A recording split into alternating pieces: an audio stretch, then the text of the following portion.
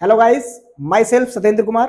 और आज का हमारा टॉपिक होगा क्लास 12th की फिजिक्स के सिलेबस का डिस्कशन और एग्जाम पैटर्न से रिलेटेड। क्या क्या हमारा एग्जाम पैटर्न किस टाइप से डिफाइन किया जाता है सीबीएसई के द्वारा, कितने मार्क्स का हमारा रिटन एग्जाम होता है और कितने मार्क्स हमको स्कूल से डिस्ट्रीब्यूट किए जाते हैं। 70 मार्क्स का हमारा टोटल पेपर आता है और 30 मार्क्स हमको स्कूल से दिए जाते हैं। ठीक है, और मैं अपने बारे में थोड़ा सा बताना चाहूँ तो माई सेल्फ सत्येंद्र कुमार यहाँ पे लिखा हुआ है। और 3 टाइम मैंने IIT जैम एग्जाम जो कि होता है entrance exam joint admission test for masters, मतलब मास्टर डिग्री के लिए होता है, वो एग्जाम क्वालिफाई किया हुआ है। ठीक है, और आप सभी को भरोसे के साथ साथ मैं ये भरोसा भी दिलाना चाहता हूँ कि जितने भी टॉपिक्स आपको पढ़ाए जाएंगे वो एकदम क्रिस्टल क्लियर पढ़ाए जाएंगे और सभी चैप्टर का जो मार्क्स डिस्ट्रीब्यूशन है, वेटेज है, वो हम इस वीडियो में डिस्कशन करने जा रहे हैं। ठीक है, तो नेक्स्ट स्लाइड हमारी होगी सिलेबस पैटर्न जो है उसके रिलेटेड। ठीक है, ये हमारा क्लास 12th 2025 एंड 26 का फिजिक्स का सिलेबस आपके सामने दिया हुआ है।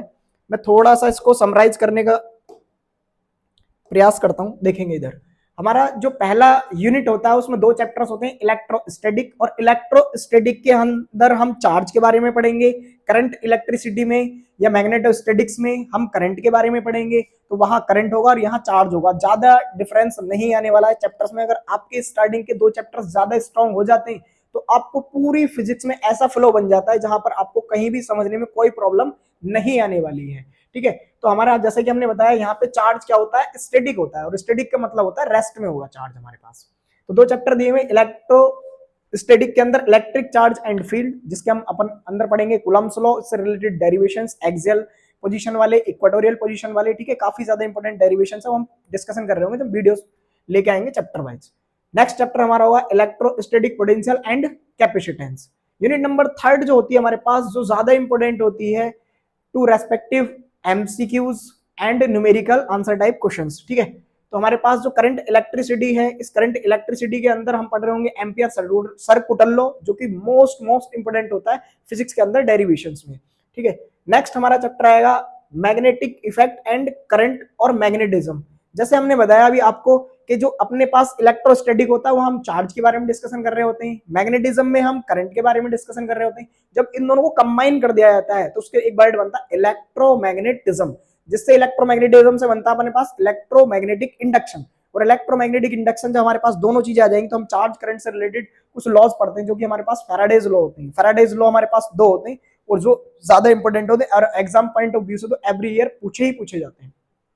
थोड़ा सा इनके सामने मार्क्स डिस्ट्रीब्यूशन अगर बताऊं स्टार्टिंग की यूनिट्स का, तो ये अपने पास स्टार्टिंग की 6 यूनिट होती हैं। इन 6 यूनिट को अगर हम ऐड कर लें तो हमारे पास 51 मार्क्स का क्वेश्चन होता है। आप ऐड करके देख सकते हैं, स्क्रीन पे आपके सामने मार्क्स डिस्ट्रीब्यूशन दिया हुआ है। तो सबसे ज्यादा मोस्ट इंपोर्टेंट, और इसमें भी मोस्ट इंपोर्टेंट जो होते हैं न्यूमेरिकल बेस्ड क्वेश्चंस, वो इस स्टार्टिंग की ये यूनिट्स होती है हमारे पास जहां से न्यूमेरिकल्स ज्यादा बनते हैं। ठीक है, तो हमने बताया जैसे कि अगली यूनिट हमारे पास क्या है, electromagnetic induction and alternating current. Last हमारे पास जो यूनिट, सॉरी 5th यूनिट जो इलेक्ट्रोमैग्नेटिक वेव है। और इलेक्ट्रोमैग्नेटिक वेव होती है जिनकी स्पीड ऑफ लाइट के इक्वल होती है। स्पीड ऑफ लाइट कितनी होती है हमारे पास, देखो इसकी वेव को हम इस टाइप से डिफाइन करेंगे और इनकी स्पीड आएगी 3 × 10⁸ मीटर पर सेकेंड। मतलब ये बोल सकते हो आप 3 लाख किलोमीटर पर सेकंड। हम 9th एंड 10th क्लास में क्या पढ़ते थे, स्पीड ऑफ लाइट होती थी। तो हमारे पास इलेक्ट्रोमैग्नेटिक वेव जो है वो किससे ट्रैवल कर रही होंगी, स्पीड ऑफ लाइट से ट्रैवल कर रही होंगी। इसमें 2 वर्ड, एक तो म्यू नॉट, एक एप्सिलॉन नॉट जो हमारे पास लिखे हुए हैं।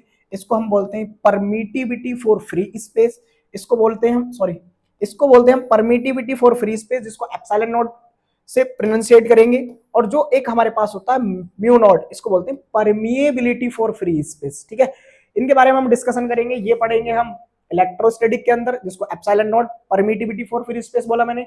और जो अपने पास म्यू नॉट लिखा हुआ है इसको पढ़ेंगे हम मैग्नेटोस्टैटिक्स के अंदर, मतलब मैग्नेटिज्म के अंदर, जहां पे मैग्नेटिज्म में हम पढ़ेंगे बायो सावर्ट लॉ के अंदर। ठीक है, नेक्स्ट हमारे पास जो ऑप्टिक्स दिया हुआ है, ऑप्टिक्स में हम 2 इंपॉर्टेंट फिनोमेना पढ़ते हैं फिजिक्स के, जिनका नाम होता है इंटरफेरेंस एंड डिफ्रैक्शन। वहां पे हम कुछ एक्सपेरिमेंट और पढ़ते हैं, यंग डबल स्लिट एक्सपेरिमेंट होता है, फ्रिंज विड्थ होता है। ठीक है, इन सभी एक्सपेरिमेंट में जो वर्ड आता है डिफ्रैक्शन, और डिफ्रैक्शन जो शो करता है हमारे पास वो वेव शो करती है। डिफ्रैक्शन में क्या होता है, जब लाइट वेव किसी ऑब्जेक्ट से आगे टकराएगी तो उसका जो अपने पास पाथ था वो चेंज हो जाता है। जैसे कि मैंने एक एग्जांपल से बताऊं, गांव में पहले छप्पर जो लगे हुए होते थे, उन छप्पर में जो थोड़े थोड़े छिद्र होते हैं, हॉल्स होते हैं, जब लाइट आके इंसिडेंट होती है तो टेढ़ी चलती है। कैसे चलती है वो? टेढ़ी। मान लो यहाँ से लाइट आ रही है और इस जगह लाइट जब टकराएगी तो जहां भी उसको छेद दिखेगा वहां से ओपन होकर चली जाएगी। तो लाइट अपना जो पाथ चेंज कर लेती है किसी भी ऑब्जेक्ट से टकराने के बाद, उसी को हम डिफ्रैक्शन बोलते हैं। तो लाइट वेव की फॉर्म में क्या रिप्रेजेंट कर रही है? डिफ्रैक्शन। और इसी से आगे हमारे पास देखो, इसमें चैप्टर 2 ये लिखे हुए वेव ऑप्टिक्स और अपने पास रे ऑप्टिक्स। एक नाम आने वाला है डुअल नेचर। अभी हमने बताया लाइट अपने पास क्या रिप्रेजेंट कर रही है? वेव की फॉर्म। और डुअल नेचर में एक कॉन्सेप्ट था जिनका नाम था डी ब्रोगली साहब। अपने पास साइंटिस्ट कौन थे? De Broglie.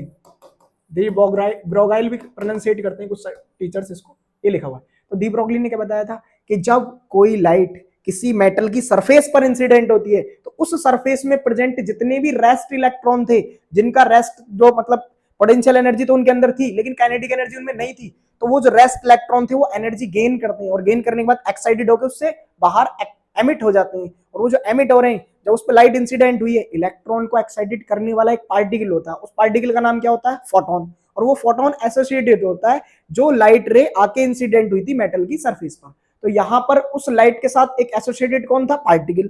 तो लाइट ने यहाँ पार्टिकल का वर्क किया। और जैसे हमने इंटरफेरेंस या डिफ्रैक्शन बताया कहां पे? ऑप्टिक्स में। तो वहां डिफ्रैक्शन जो किया लाइट ने वेव की फॉर्म में किया। तो लाइट वेव भी है और पार्टिकल भी है, तो इसी को बोलते हैं डुअल नेचर। दो रूप में रहना, एक ही चीज जो दो फॉर्म में बन रही है अपने पास, वो लाइट वेव भी है, वेव के साथ साथ पार्टिकल भी है। इसको क्या बोलते हैं हम? Dual nature. और डुअल नेचर हमारे पास किसने बताया था? डी ब्रोगली ने, जिन्होंने फॉर्मूला दिया था डी ब्रोगली वेवलेंथ के लिए, lambda is equal to h upon p. फिर हम इसको इलेक्ट्रॉन के लिए, उसकी पोटेंशियल एनर्जी के लिए आगे आगे अलग अलग डेरिवेशंस के बारे में पढ़ रहे होंगे।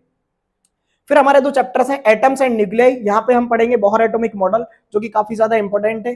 थ्योरेटिकल चैप्टर्स है हमारे पास, ये कुछ न्यूमेरिकल्स होते हैं यहाँ पे, ज्यादा टफ न्यूमेरिकल नहीं है, बहुत इजी न्यूमेरिकल्स होते हैं। लास्ट यूनिट जो हमारे पास मोस्ट इंपॉर्टेंट है, जो कि सबसे इजीएस्ट मान सकते हो, थ्योरेटिकल यूनिट होती है यहाँ पे unit electronic devices. Electronic device में हम पढ़ेंगे जो जंक्शन डायोड होते हैं, पीएन जंक्शन डायोड, हम ट्रांजिस्टर्स पढ़ते हैं, NPN transistor and PNP transistors. फिर कुछ एम्पलीफायर्स हम पढ़ेंगे। और उसके बाद हमारे पास जो सिंपल सर्किट होते हैं, जैसे RC circuit, LC circuit and LCR circuit.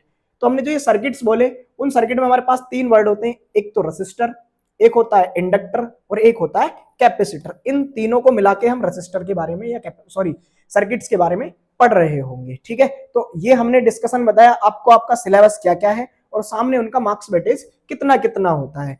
इस यूनिट का होता है 12 मार्क्स और लास्ट वाली यूनिट का होता है हमारे पास 7 मार्क्स। तो हमने बताया स्टार्टिंग की जो 6 यूनिट है वो सबसे ज्यादा इंपॉर्टेंट है आपके एग्जाम पॉइंट ऑफ व्यू से, और प्लस वहां पे न्यूमेरिकल्स जो होते हैं वो अच्छे लेवल के होते हैं थोड़ा।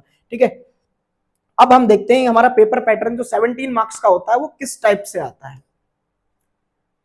तो हमारी स्लाइड नंबर 3 जो है, इसमें लिखा हुआ है फिजिक्स पेपर पैटर्न 2025 टू 26।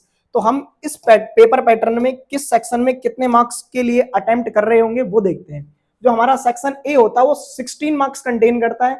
उन 16 मार्क्स में हमारे पास 12 मार्क्स जो होते हैं वो एमसीक्यू बेस्ड होते हैं और 4 मार्क्स जो होते हैं अजर्संस। जैसे आपने मैथमेटिक्स का वीडियो देखा होगा तो उसमें हमने क्या बताया कि 4 मार्क्स अपने पास जो अजर्संस आते हैं उसमें दो स्टेटमेंट होते हैं, एक होता है अजर्शन और दूसरा होता है उसके नीचे रीजन, और हमको बताना होता है अजर्सन को रीजन एक्सप्लेन सही कर रहा है या नहीं कर रहा है। ठीक है, फिर हमारे पास यहां से इस टाइप से अगर हम इनको ऐड करें तो ये मार्क्स हो जाते हैं 16 कि 12 प्लस 4 जो हो गया 16, क्योंकि ईच क्वेश्चन कैरी 1 मार्क्स।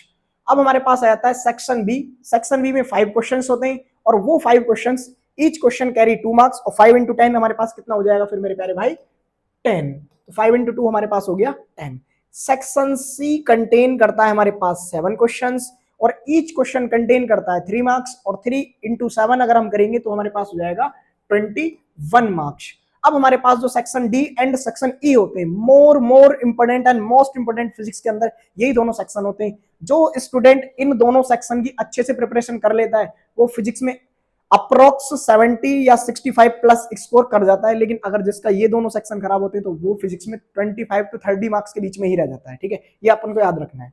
तो सेक्शन डी में हमारे पास 2 केस स्टडी होती है, और 2 केस स्टडी, क्योंकि केस स्टडी वही बच्चा अच्छे से सॉल्व कर पाएगा जिसका कंसेप्ट अच्छे से क्लियर होगा सभी टॉपिक का।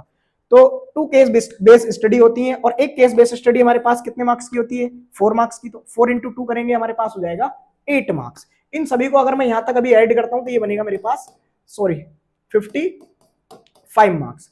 अब हमारे पास लास्ट में जो सेक्शन ई बचता है, सेक्शन ई में हमारे पास आते हैं 3 लॉन्ग क्वेश्चंस और ईच लॉन्ग क्वेश्चन कंटेन करता है हमारे पास 5 मार्क्स, तो 5 इंटू 3 हमारे पास कितना हो जाएगा 15, और अगर मैं इनको ऐड करता हूं तो ये मेरे पास बनेगा 70 मार्क्स का फुल पेपर। जो 70 मार्क्स का फुल पेपर है, जो लास्ट मैंने अभी आपको बोला कि 3 लॉन्ग क्वेश्चंस होते हैं, याद रखना 3 लॉन्ग क्वेश्चंस कभी भी सीबीएसई डायरेक्ट नहीं पूछता है कि अपन एम्पियर सर्कुलर लॉ को ड्राइव कीजिए या फिर गॉस लॉ इन इलेक्ट्रोस्टैटिक या मैग्नेटोस्टैटिक्स को ड्राइव कीजिए। जब भी उसने अगर कोई चीज पूछा है, मान लो बायो सावर्ट लॉ पूछा है, तो बायो सावर्ट लॉ का नीचे कोई ना कोई न्यूमेरिकल जरूर ऐड करके देगा। गॉस लॉ इन इलेक्ट्रोस्टैटिक पूछा है तो इलेक्ट्रोस्टैटिक्स में गॉस लॉ से रिलेटेड जितनी प्रॉब्लम्स होंगी कोई ना कोई टफ प्रॉब्लम वो बना के दे देगा, क्योंकि गॉस लॉ के एप्लीकेशंस काफी अपने पास इंपॉर्टेंट होते हैं। गॉस लॉ एप्लीकेशंस में हमारे पास अच्छे अच्छे टाइप के काफी सारे क्वेश्चंस बनते हैं, ठीक है। तो ये सारी चीजें जितनी हम डिस्कशन कर रहे हैं आज, हम चैप्टर वाइज 1 बाय 1 थ्योरी के साथ साथ प्लस 1 बाय 1 न्यूमेरिकल के साथ साथ इसी चैनल पे आपको प्रोवाइड करने वाले हैं। तो बने रहिए हमारे साथ, तब तक के लिए bye bye and take care.